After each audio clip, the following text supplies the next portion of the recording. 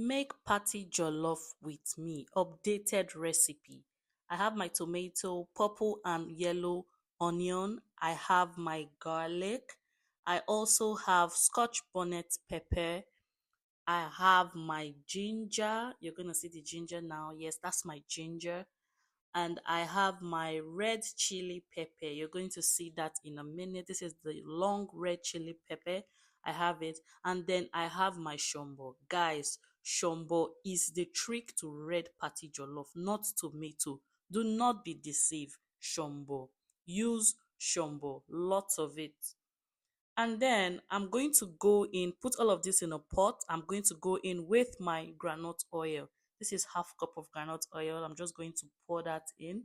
Let all of that marinate in groundnut oil. And then I'm going to go in with my thyme, just a tablespoon of thyme, guys. You can add rosemary if you want. I really don't, I'm really very careful with rosemary, but I prefer thyme to rosemary. So I'm using my rosemary, my thyme, sorry. And then I have my 1 tablespoon also of curry. So people use turmeric too, but I don't mess with turmeric. I use curry. Curry is just safe. I like to play safe. And then I have my chicken no. I mean, what is party jollof without chicken no? This is Canada, so the winter has frozen all our seasoning cubes, so it's a bit hard trying to, break your seasoning cubes in your food, so excuse that. And then I have half tablespoon of salt.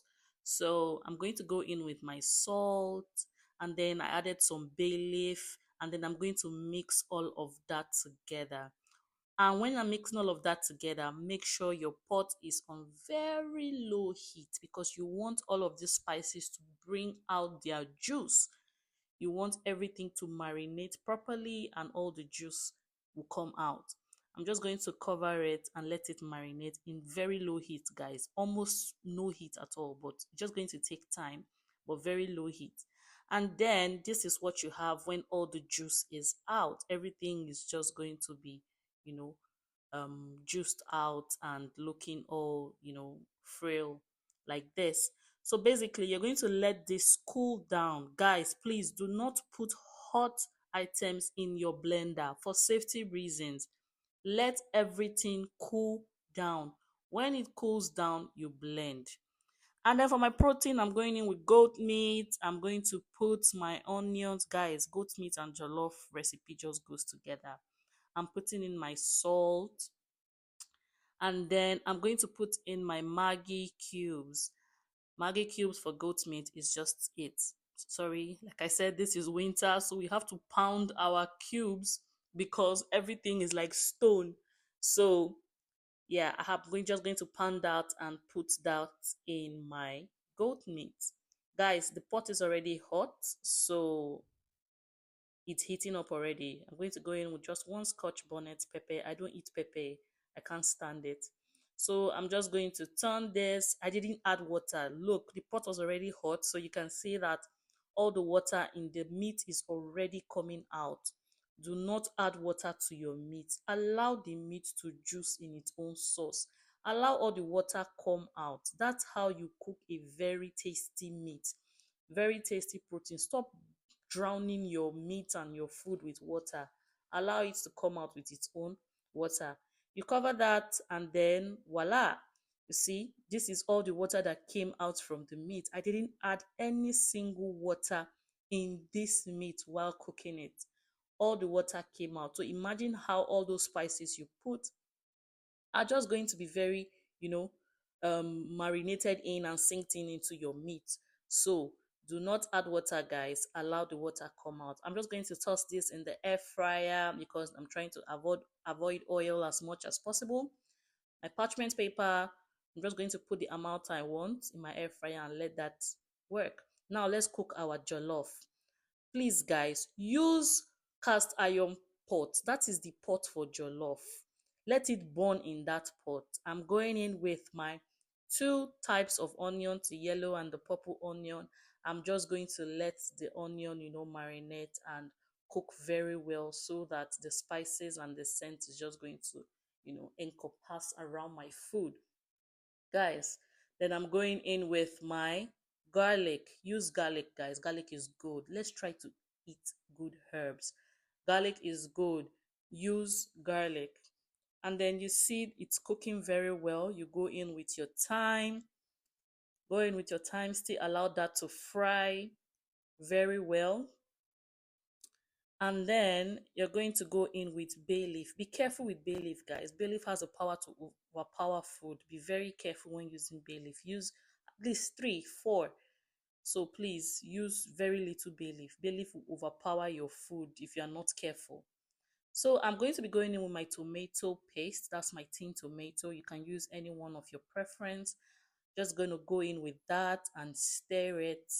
Let it fry properly. Going to stir that, you see it frying. That's the purpose of using cast iron pots, guys, so that that burn, that firewood smell will go in. And then my blended tomato, guys, remember we blended the tomato. I'm just going to go in with all of that pepper mix originally at the beginning.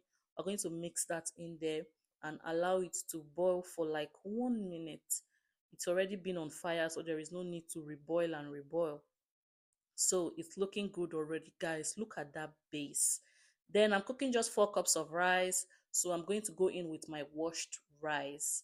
I washed this rice for a while, that's why it's caked. But I mean, just go in with your washed rice and then stir. When you stir, allow all of the spices just go in. You see it like you're frying it. Then I'm going to go in with my goat sauce. Look at the oil that came out from the goat sauce, guys. So be careful with oil. Take healthy choices. I'm going to add a bit of water, just above the rice a little, to be enough to cook the rice to a perfect, texture that I want. I'm going to go in with my foil paper to cover that, close it, and allow the rice to just cook. Guys, foil paper, steam, let it enter. That is how to get that perfect jollof. Just look at this. Look at this. In between, I cut some onions and I just put it on top. I like onions a lot, so just you can do that's optional, by the way. Look at the onions. I just cut some and put them in it and just closed it back. And now look how beautiful it looks.